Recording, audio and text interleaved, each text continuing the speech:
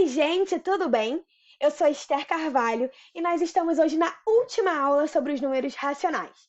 E para essa parte 3, nós preparamos uma aula maravilhosa para vocês sobre posição e ordem dos racionais na reta numerada. Então, vamos começar a aula? Mas antes da gente falar sobre o assunto de hoje, nós precisamos relembrar algumas coisas. Vocês lembram que a gente estudou na primeira aula sobre o conjunto dos naturais? É aquele que nós temos como letrinha representante, o N, e que vai do zero até o mais infinito. Ai, vocês lembram, né? Claro.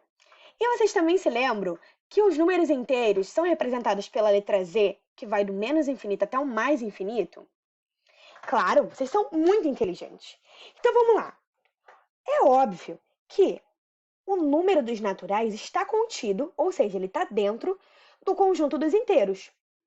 E os dois, tanto os naturais quanto os inteiros, estão contidos dentro dos racionais. Esther, peraí, já não entendi mais nada. Calma, vamos ver aqui uma imagem que eu botei para vocês. Vocês estão vendo que temos 3 elipses aqui nessa imagem? Uma de cor vermelha, outra verde e outra azul. Então, a primeira é representada pelo conjunto dos naturais, que vai do zero até o infinito. Claro que aí não tem infinitos números, aí eles estão só representando, tá bom? Englobando, ou seja, os inteiros, ele vai do menos 5, ou seja, do menos infinito até o mais infinito. Então ele pega menos 5, menos 4, menos 3, menos 2, o 0, 1, 2, 3, 4, 5. E assim por aí vai. E o conjunto dos racionais, ele contempla os inteiros, os naturais e ainda acrescenta as frações, os decimais, acrescenta as dízimas periódicas, acrescenta as raízes exatas e ainda tem o que mais? A porcentagem, que a gente viu já na primeira aula, que a porcentagem nada mais é que uma divisão, uma fração. Tá bom? Vamos lá. Outro assunto para a gente relembrar são as transformações. Vocês lembram que a gente tem como transformar um decimal em fração e uma fração em decimal, correto? Então vamos fazer as transformações agora para a gente relembrar. O primeiro exemplo que nós vamos utilizar é o menos 6,85. Como é que a gente transforma isso em fração? Bom, o número da frente da vírgula é um número que não é igual a zero.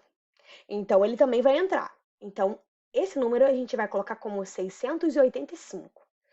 Uau, Esther, muito bom esse número. Sim, eu acho também muito lindo esse número. E aí, o que acontece? Agora, a gente vai dividir o 685 por que número? Por 100. Por quê? Porque o 100 possui 2 zeros. E, novamente, vamos relembrar. Para a gente transformar um número decimal em fração, a gente precisa analisar quantas casas decimais a gente tem depois da vírgula. Nesse caso, nós temos 2 números decimais, ou seja, depois do 1, a gente vai colocar quantos zeros? 2. Perfeito. Mas, para a gente não concluir aí, para a gente dificultar a vida de vocês, a gente vai relembrar também a fração irredutível, que nada mais é aquela fração que não tem mais como a gente simplificar ela. Então, a gente vai simplificar 685 sobre 100 por 5, beleza? Por quê? Porque o 5 ele divide tanto o 685 quanto ele também divide o 100.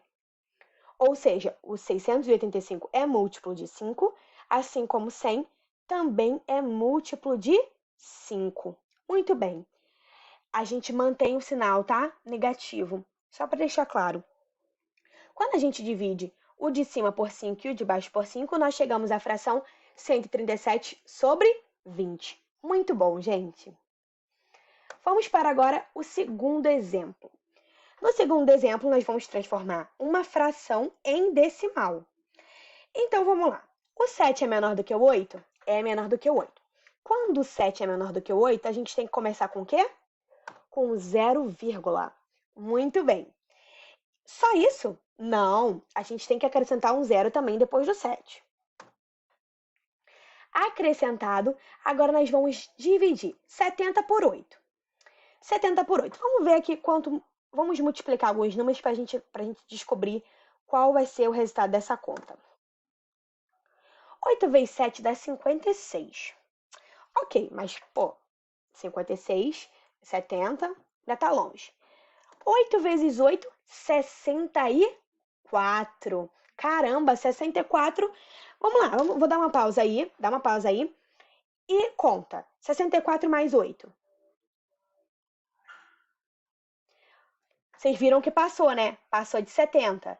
Então, como passou de 70, a gente vai usar o 8 mesmo. Então, do lado do 0, a gente acrescenta o 8.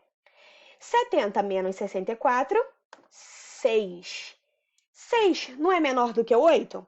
Então, para a gente dividir o 6 por 8, a gente tem que acrescentar o quê? Muito bem, o 0. Então, vamos lá, de novo. 60 dividido por 8 dá quanto? Olha, se a gente usa o 8 vezes 7 dá 56, e a gente usa o 8 vezes 8 dá 64, 64 é maior do que 60, não é? Então, a gente vai colocar o 7 do lado do 8. Ok. 60 menos 56 dá 4. Muito bem. 4 não é menor do que o 8? Então, a gente acrescenta o que do lado do 4? O 0. 40 dividido por 8 dá quanto? Eita, Esther, eu lembro que tem um número que multiplicado pelo 8 dá 40. Que número é esse? Isso aí, o número 5. Então, a gente, do lado do 7, a gente vai colocar qual número? 5. E nossa conta está finalizada. Muito bem. Agora vamos para o assunto de hoje. Os números, eles são organizados e posicionados em uma reta, que se chama reta numérica. Vou mostrar para vocês.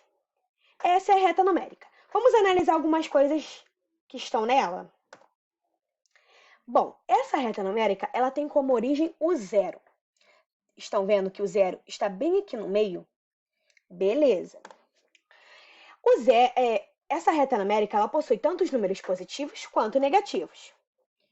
Negativos, positivos. Positivos à direita, negativos à esquerda. E tem os números naturais, os inteiros e os racionais. Os naturais é 0, 1, 2, 3, 4. Os inteiros são do menos 4, menos 3, menos 2, menos 1, 0, 1, 2, 3 e 4. E os racionais são todos esses números que aparecem para vocês na reta. Bom, isso é muito importante, gente. Entre dois números inteiros, existem outros infinitos números racionais, tá bom? Por que essa frase de cima é verdade? Pensa aí em um número inteiro. Aqui eu vou escolher um 1, tá bom? Vamos escrever ele na forma decimal. Ele fica 1,0. Se eu somo o centésimo 0,1 ao 1,0, a gente tem 1,01. E se eu somar 0,10 ao 0,01, nós teremos 1,11. Eu quero que vocês percebam que conforme eu fui somando centésimos e décimos ao número 1, ele foi ficando maior do que o número 1, correto? Porém, ainda assim, ele fica menor do que o 2. Vamos analisar alguns exemplos melhores. O 2,6352, ele é menor do que o 3, porém ele é maior do que o 2. Assim como o 29/5, ele é menor do que o 6 e maior do que o 5. Bom, como que a gente desloca um número na reta numérica? Para a gente deslocar o número na reta numérica, você deve somar ou subtrair números inteiros ou decimais na posição que você está. Então, vamos lá. Se eu somar 5 inteiros ao 0,35, estaremos na posição 3,35 da reta numérica. Observem aí. Assim como se eu subtrair um inteiro ao número 0,35, estaremos na posição menos 0,65. Do outro lado, na fração, se somarmos 4 inteiros ao 7 sobre 10, estaremos na posição 47 sobre 10, na reta numérica. Veja, aí nós fizemos um MMC, tá bom? O MMC entre 10 e 1 é 10. Então, 7 mais 40 é igual a 47 sobre 10. Aí está a reta numérica dele. Assim como se subtrairmos 5 inteiros do 7 sobre 10, estaremos na posição menos 43 sobre 10.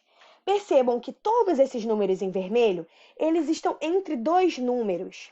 Ou seja, sempre vai existir um número entre dois números, tá bom?